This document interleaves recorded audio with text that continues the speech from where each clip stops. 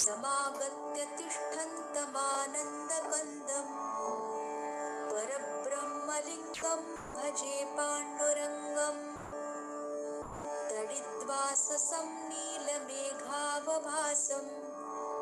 रमामन्दिरं सुन्दरं चित्प्रकाशम् परं त्विष्टिकायां समन्यस्तपादम् परब्रह्मलिङ्गं भजे पाण्डुरङ्गम् प्रमाणं भवाब्धेरिदं मामकानां नितम्बकराभ्यां धृतो येन तस्मात् विधातुर्वसत्यै धृतो नाभिकोशः परब्रह्मलिङ्गं भजे पाण्डुरङ्गम् स्फुरत्कौस्तुभालङ्कृतं कण्ठदेशे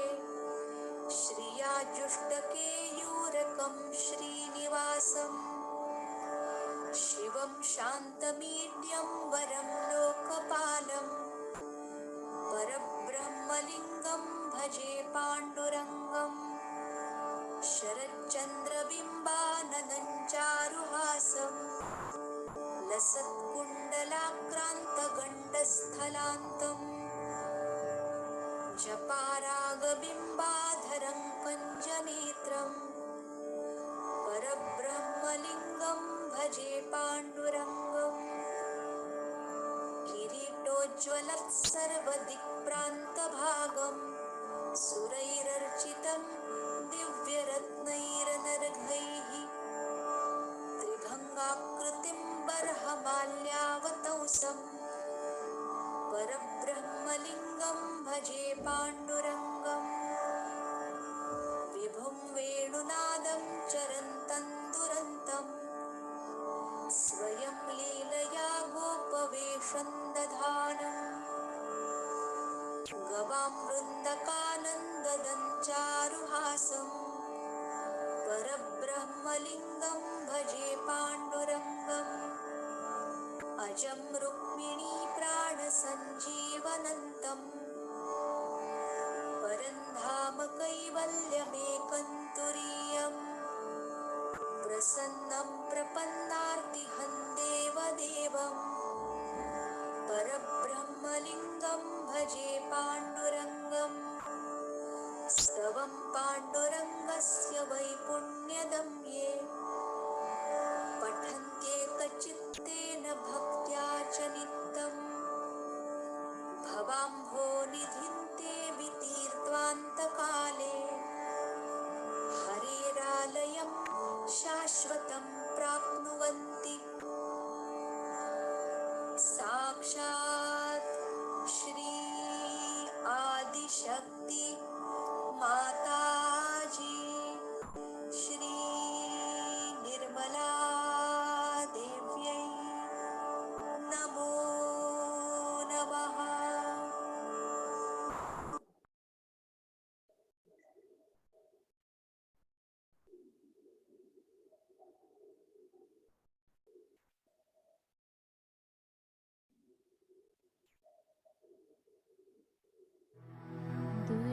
दुर्गतिहारिणी दुर्गा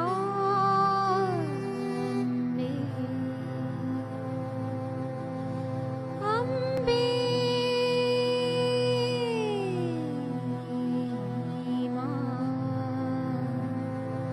अम्बे दुर्गतिहारिणी दुर्गा अम्बे दुर्गतिहारिणी दुर्गा अम्बे तेरी जय जयकार हो माँ तेरी जय जयकार हो माँ तेरी जय जयकार हो तेरी जय जयकार हो माँ तेरी जय जयकार हो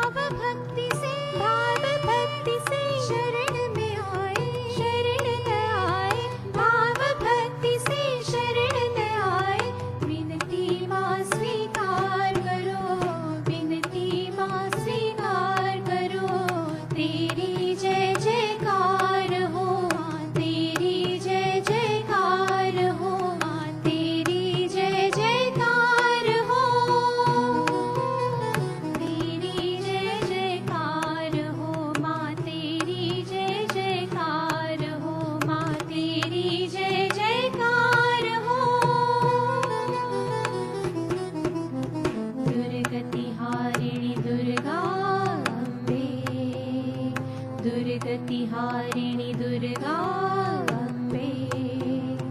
तेरी जय जयकार हो माँ, तेरी जय जयकार हो माँ, तेरी जय जयकार हो। तेरी जय जयकार हो माँ, तेरी जय जयकार हो माँ, तेरी जय जयकार हो। तेरी जय जयकार हो, तेरी जय जयकार हो, तेरी जय जयकार हो, तेरी जय जयकार हो, तेरी जय जयकार हो।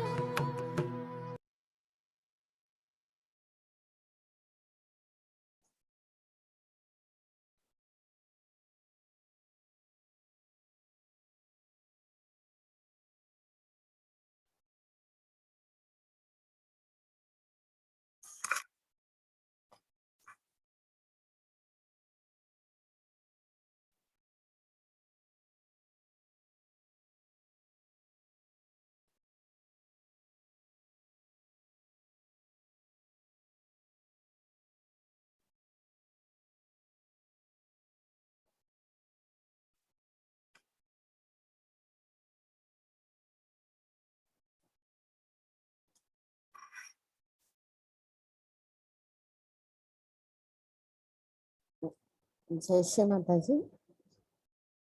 அனைவருக்கும் காலை வணக்கம். நாம் அனைவரும் மனதை ஒருநிலைப்படுத்தி அன்னையை வணங்கி குண்டலை எழுப்பி கூட்டாக பந்தனிட்டுக் கொள்ளலாம்.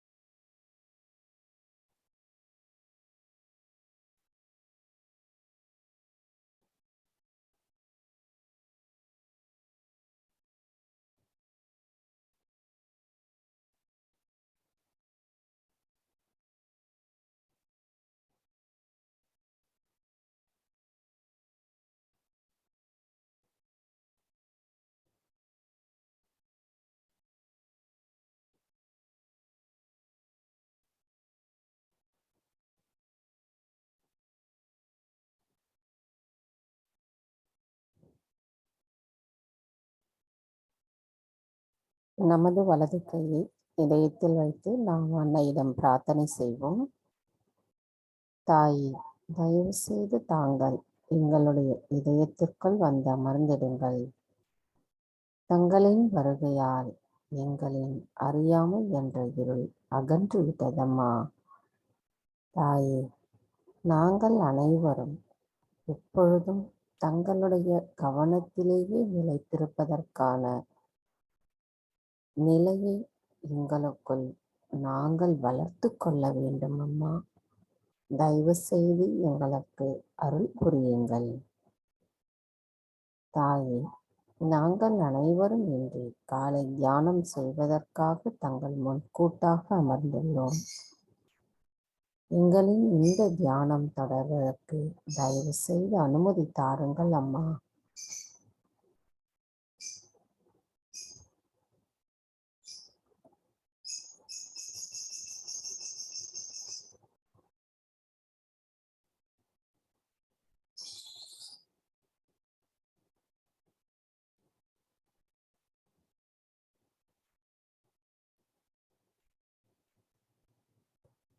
கவனத்தை நம்முடைய சிரஸ்தாராவில் வைத்து 3 மகா மந்திரங்களையும் மற்றும் ஸ்ரீ கணேச மந்திரத்தையும் கூறுவோம்.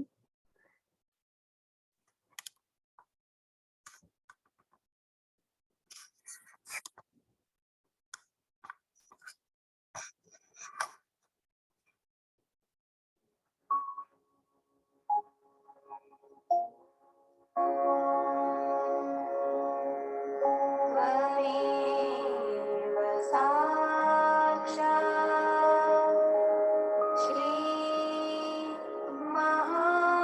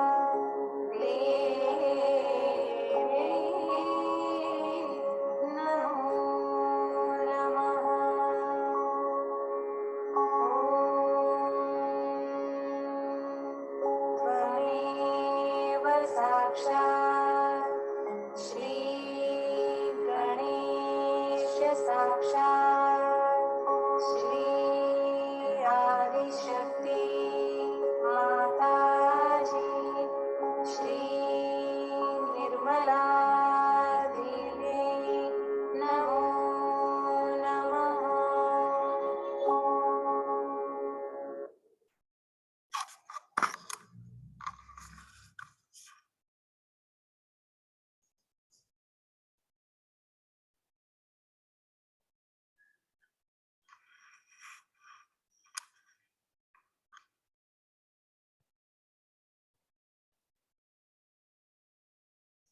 மெதுவாக இரு கைகளையும் பூமி தாயின் மீது வைத்து கவனத்தை நமது 2 கைகளிலும் சகஸ்ராராவிற்கும் கொண்டு வருவோம்.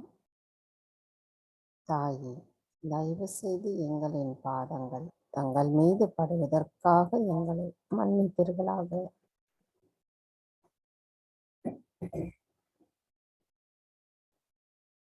தாயே, தயவு செய்து எங்கள் உடம்பில் உள்ள அனைத்து விதமான உபாதைகளையும் எதிர்மறை தீய சக்திகளையும் தீய குணங்களையும் பூமி மார்க்கமாக உறிஞ்சிக் கொள்ளுங்கள் அம்மா. எங்களின் ஆதி அன்னையான தாங்களே எங்களுக்கு பொறுமையும் சகிப்புத்தன்மையும் நாங்கள் சமநிலையில் நிலை நின்று இந்த தியானத்தின் முக்கியத்துவத்தை உணர்ந்து கொள்வதற்குரிய நிலையையும் தருகிறீர்கள் அம்மா. தயவு செய்து எங்களின் நிலையானது எப்பொழுதும் சமநிலையில் இறைவனோடு ஒருங்கிணைந்த நிலையில் நிலைத்திருப்பதற்கு அருள் புரியுங்கள் அம்மா.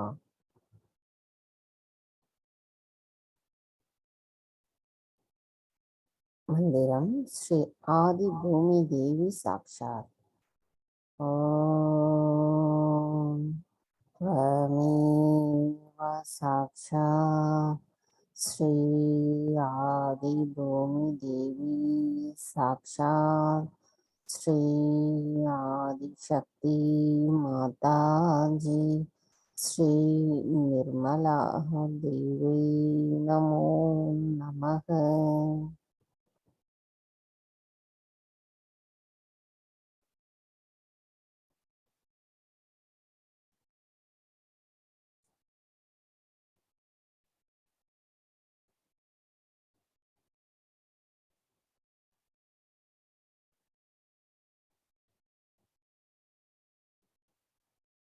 இடாநாடி கவனத்தை நமது இடாநாடியிலும் சகஸ்ராராவிலும் வைத்திருப்போம். தாயே, தயவு செய்து எங்களின் இடாநாடியை சுத்திகரிப்பு செய்திருங்கள். தாயே, தயவு செய்து எங்களின் இடாநாடியில் உள்ள அனைத்து விதமான உபாதைகளையும் எதிர்மறை தீய சக்திகளையும் தீய குணங்களையும் பூமி மார்க்கமாக நீக்கிவிடுங்கள் அம்மா.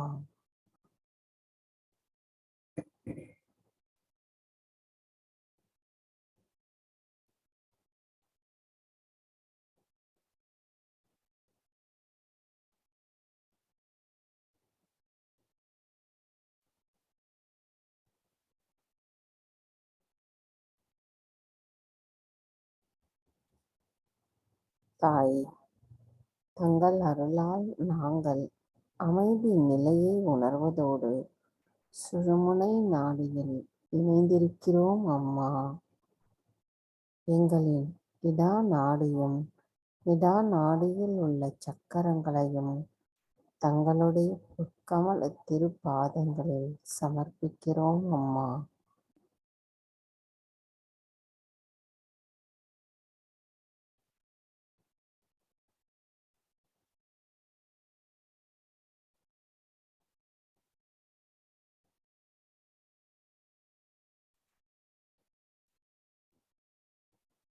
பிங்களா நாடி கவனத்தை நமது பிங்களா நாடியிலும் சஹஸ்ராராவிலும் வைத்திருக்கிறோம். தாய், தயவு செய்து எங்களின் பிங்களா நாடியை சுத்திகரிப்பு செய்திடுங்கள். தாய், தயவு செய்து எங்களின் பிங்களா நாடியில் உள்ள அனைத்து விதமான உபாதைகளையும், எதிர்மறை தீய சக்திகளையும் தீய குணங்களையும் ஆகாய மார்க்கமாக நீக்கிவிடுங்கள் அம்மா.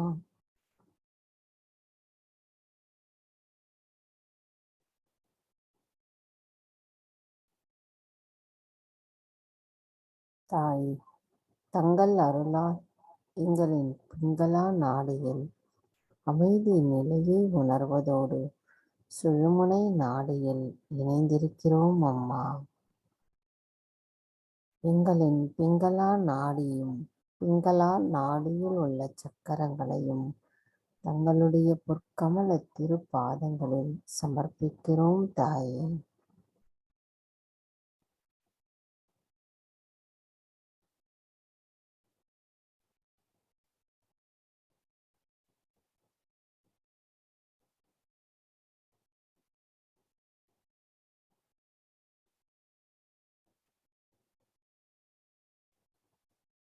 சுழுமுனை நாடி கவனத்தை மெதுவாக நமது சுழுமுனை நாடைக்கும் சகஸ்ராராவிற்கும் கொண்டு வருவோம். தாயே, தயவு செய்து எங்களின் சுழுமுனை நாடியை சுத்திகரிப்பு செய்திடுங்கள் அம்மா. தங்கள் அருளால் நாங்கள் இடமும் அல்லாமல் வலதும் அம்மா அல்லாமல் நிகழ்காலத்தில் சமநிலையில் நிலைத்திருக்கிறோம் அம்மா. தங்கள் அருளால் நாங்கள் எங்களின் சுழுமுனை நாடியில் அமைதி நிலையை உணர்கிறோம் தாயே. நாங்கள் இறைவனோடு ஒருங்கிணைந்த ஆனந்த நிலைகளில் திளைத்திருப்பதற்கு தயவு செய்து அருள் புரியுங்கள் அம்மா.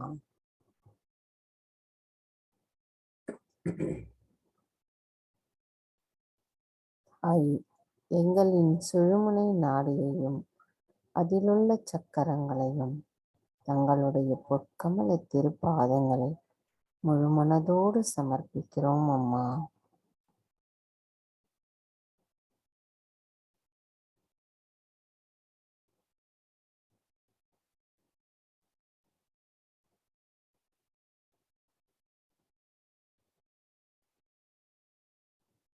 கவனம் மெதுவாக நம்முடைய மூலாதார சக்கரம். தாயே, தாங்களே ஸ்ரீ கணேசரின் சொரூபம். தயவு செய்து எங்களுக்கு கள்ளம் கபடமற்ற குழந்தை குணத்தை தந்தருளுங்கள் அம்மா.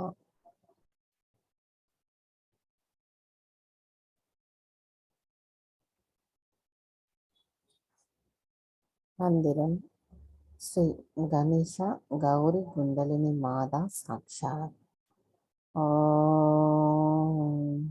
त्वमेव साक्षात् श्री गणेशा गौरी कुंडलिनी माता साक्षात् श्री आदिशक्ति माता जी श्री निर्मला देवी नमो नमः.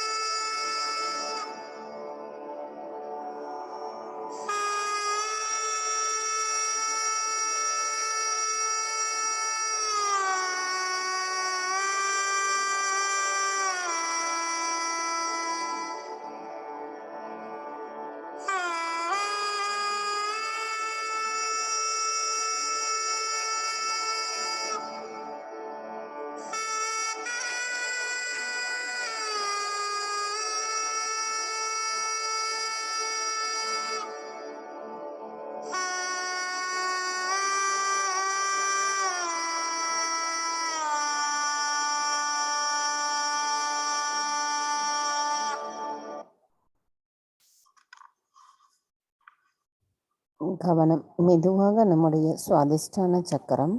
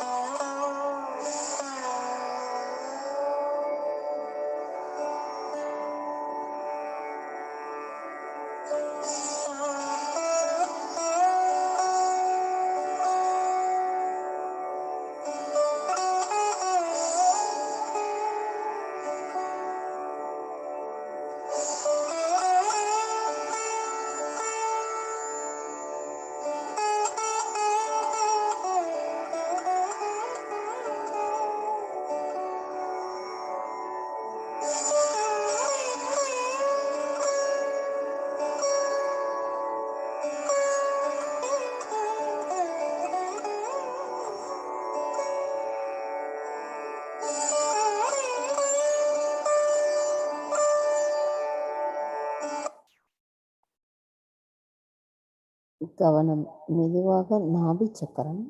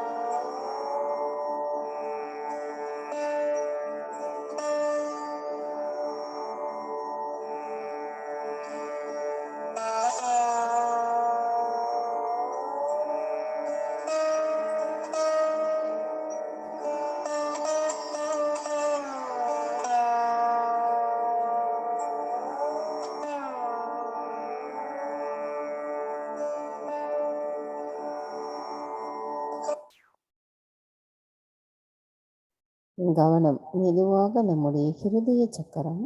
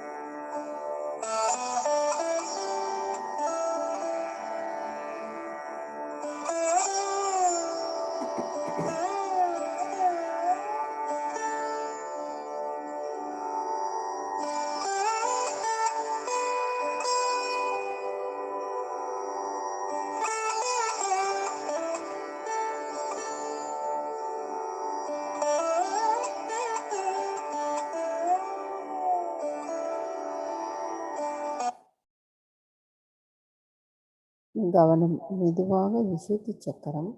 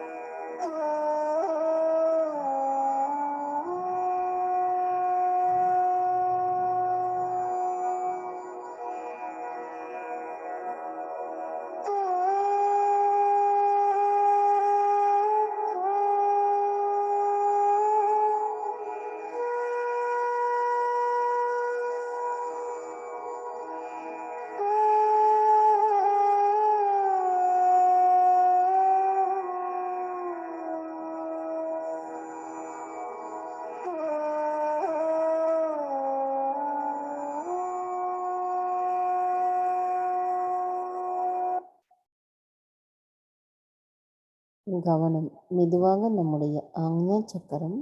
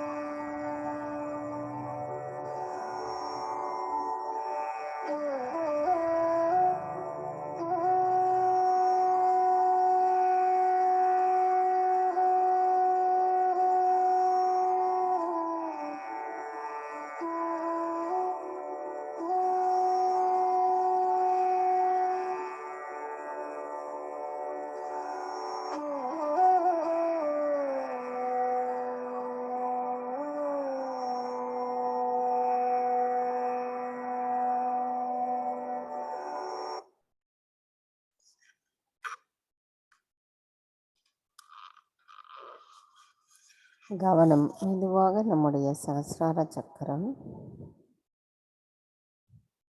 தாய், எங்களின் சகஸ்ரார சக்கரத்தில் அமர்ந்திருக்கும் சகஸ்ரார சுவாமினியை தங்களை நாங்கள் வணங்குகிறோம் அம்மா.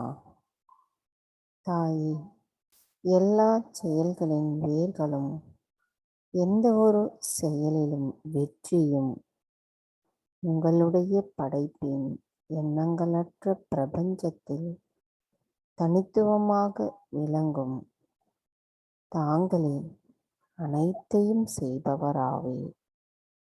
தாங்களே ஸ்ரீ மகாமாயாவே. எங்களின் தாயான தங்களை நாங்கள் வணங்குகிறோம் அம்மா. நாங்கள் எப்பொழுதும் எந்த நிலையிலும் என்றென்றும் சகஜ யோகிகளாக இருப்பதற்கும் அதற்குரிய மகத்துவத்தை நாங்கள் புரிந்து கொண்டு செயல்படுவதற்கும் தாங்களே அருள் புரிய வேண்டும் அம்மா. தாயே, தயவு செய்து எங்களை எண்ணங்களற்ற ஆழ்நிலை தியான நிலையில், அமைதி நிலையில் ஆனந்தத்தை அனுபவிப்பதற்கு தயவு செய்து அருள் புரியுங்கள் அம்மா.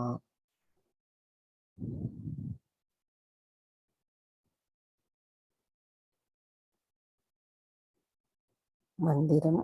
மகா மந்திரத்தின் 3வது மந்திரம். ஓம் त्वमेव साक्षात् श्री कल्की साक्षात् श्री सहस्रार स्वामिनी मोक्षप्रदायिनी माताजी श्री निर्मला देवी नमो नमः.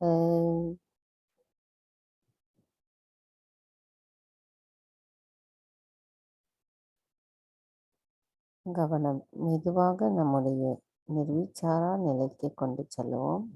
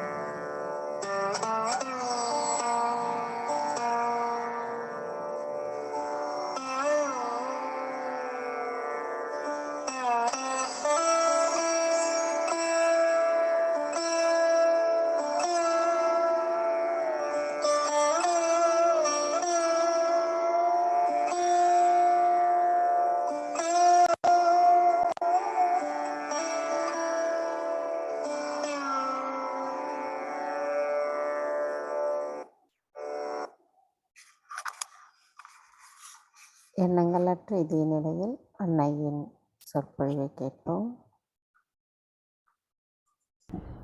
आना और जाना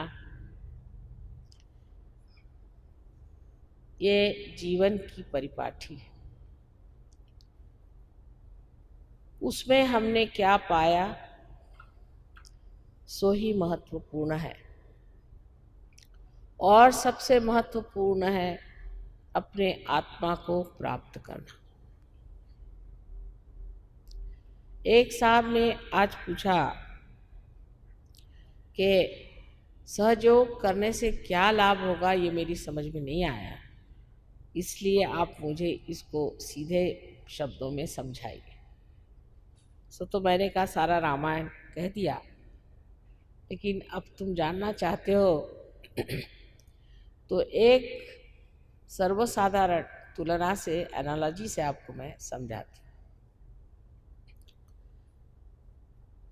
जैसे कि एक मोटर कार है, ऐसा ही हमारा जीवन है समझ लीजिए, और परमात्मा ने हमें ये जीवन दे दी।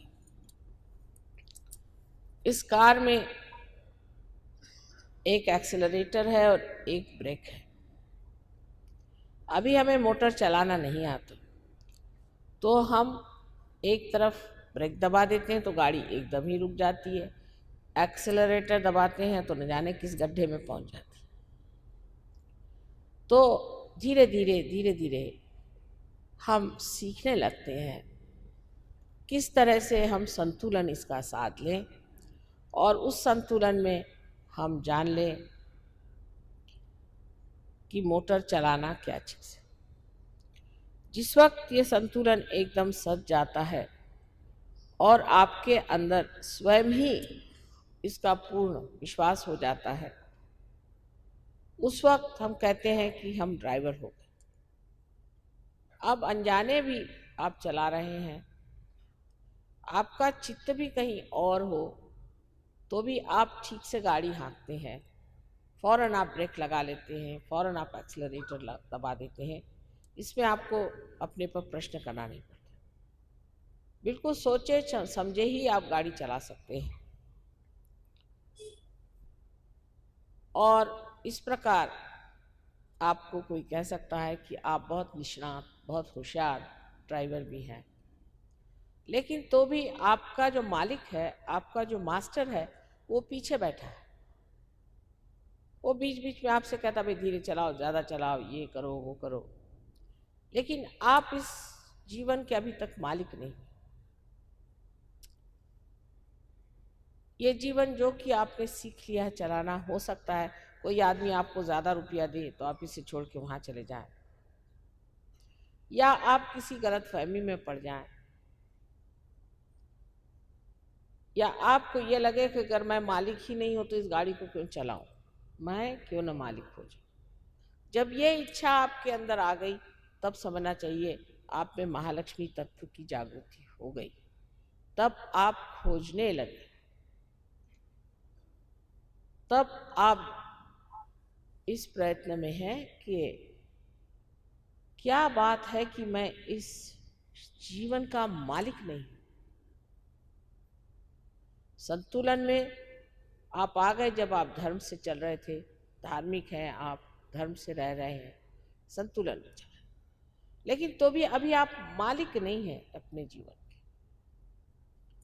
सहयोग से जब कुंडलिनी जागृत हो जाती है और ब्रह्मरंध्र को छेद देती है, तो आपके अंदर बसी हुई आत्मा आप में प्रकटित होती है, और अब आप अपने जीवन के मालिक हो जाते हैं। और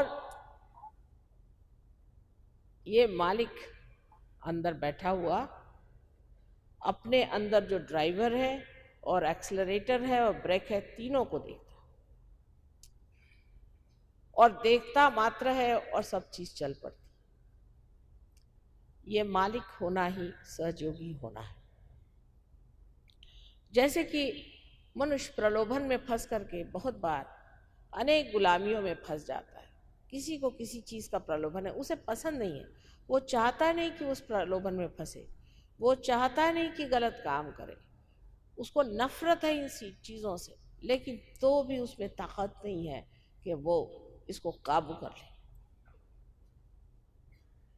बहुत सी बातें वो कहना नहीं चाहता है, लेकिन हठात उसके मुख से निकल आती और उसे बड़ा पश्चाताप होता है कि मैंने ऐसी बात क्यों कही। उसका अपने जीभ पर काबू नहीं, अपनी रसना पे काबू नहीं, अपने क्रोध पे काबू नहीं। सारे जो षड रिपु हैं वो उसके पैर के नीचे नहीं, उसके सर पे बैठे रहते।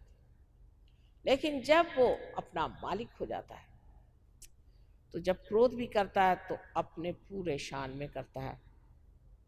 उसे क्रोध किसी भी तरह अपने बवंडर में नहीं ले पाता, लेकिन वो क्रोध को अपने हाथ में लेकर खेलता है और उसको इस्तेमाल करता है। ये मिल्कियत पाने के लिए आत्मा को जानना चाहिए, क्योंकि आत्मा ही हमारे जीवन का मालिक। वो देखते रहता है, क्या कर रहे हो करते रहो, जो करना है करते रहो। और जब वो देखता है कि ये आदमी किसी भी तरह से इधर चित्त नहीं दे रहा, तो वो अपना हाथ वहां से उठा लेता है और आदमी मृत्यु को प्राप्त होता है। ये आत्मा जो हमारे हृदय में बसा हुआ है और जो हमारे सर के ऊपर परमेश्वर की छाया है, उसका प्रतिबिंब स्वरूप है। उस आत्मा को पाने के लिए हमें क्या करना चाहिए, ऐसा जब लोग पूछते हैं तो मैं उनसे कहती हूँ कि आप संतुलन में आइए, संतुलन में रहिए, मॉडरेशन में रहिए। कोई है जो इतना बोलेंगे कि आदमी उससे बोर हो जाए, सोचे अब तो समुद्र में ही कूदना पड़ेगा इस आदमी से बचने के लिए। और कोई है वो बोलते ही नहीं, उनको साइलेंट बोर्ड्स कहते हैं। कुछ भी कहिए उनको, कितना भी कहिए, वो बोलते ही नहीं। कोई है कि इतना काम करते हैं कि 30-35 साल में ही संसार से भाग जाते हैं। और कोई है कि बिल्कुल ही काम नहीं करते, सिर्फ झगड़ा ही करते रहते हैं और घर में बैठे हुए आराम से अपनी जिंदगी बिताते हैं, वो भी संसार से जल्दी ही चले जाते हैं। या तो इस एक्सट्रीम पर है या उस एक्सट्रीम पे है, इस अति पे है, उस अति पर है। अति को वर्ज्य करना चाहिए, ऐसा हमें बताया गया था कि बीच में रहने के लिए अति को वर्ज्य करना चाहिए। लेकिन यह संतुलन जब तक हमारे अंदर सत्ता नहीं, तब तक हम उड़ान भी नहीं कर सकते। इसीलिए आप देखते हैं कि कोई आदमी चट से पार हो जाता है, किसी में टाइम लगता है, उसमें संतुलन अभी नहीं। जीवन संतुलन आना पड़ेगा, तभी ये उड़ान होती है। और जब उड़ान होती है तब जैसे ऐसा आपका चित्त है और ये सारी आपके वॉइड में फैला हुआ है, यहाँ से कुंडलिनी जब ऊपर की ओर ऐसे निकलती है और इस जगह जब वो छेद देती है अपना ब्रह्मरंध्र, तो ये सारा चित्त आपका जो है प्रकाशित हो जाता है। प्रकाशित इस प्रकार होता है कि आप सत्य के प्रकाश में आ जाते हैं। इसीलिए मैंने आपसे बताया था कि एकमेव सत्य जो है वो आप जानते हैं।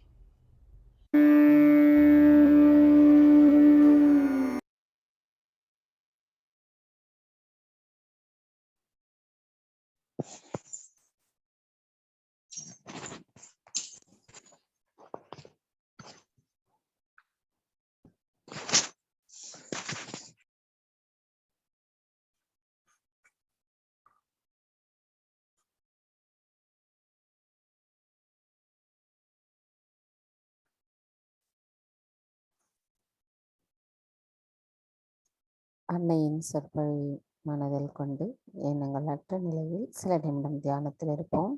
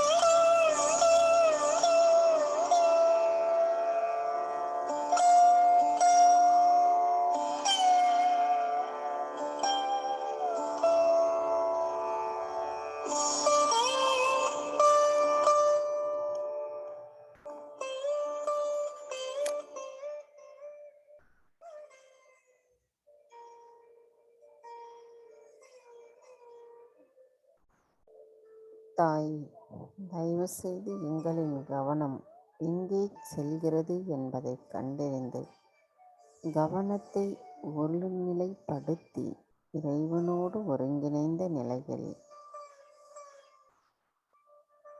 நாங்கள் என்றென்றும் எப்பொழுதும் நிலைத்திருப்பதற்கு தயவு செய்து அருள் புரியுங்கள் அம்மா. தாயே, நாங்கள் முழுமையாக தங்களிடத்தில் சரணடைகிறோம்.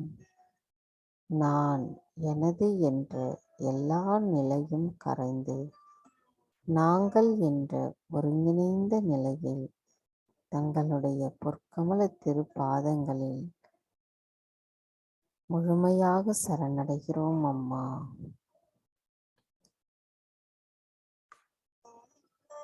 தாயே, இன்றைய நாளில் அமைதியான தியான நிலையை ஏற்படுத்தி தந்தமைக்கும், தங்களின் அருளுரையை நாங்கள் கேட்பதற்கு ஏற்ற நிலையை எங்களுக்கு தந்ததற்கும் எங்களின் கோடான கோடி நன்றிகளை தங்களுடைய பொற்கமல திருப்பாதங்களில் முழுமனதோடு சமர்ப்பிக்கிறோம் அம்மா. தாயே, இன்றைய தியானத்தில் நாங்கள் ஏதேனும் தவறுகள் செய்திருந்தால் தயவு செய்து எங்களை மன்னித்து விடுங்கள்.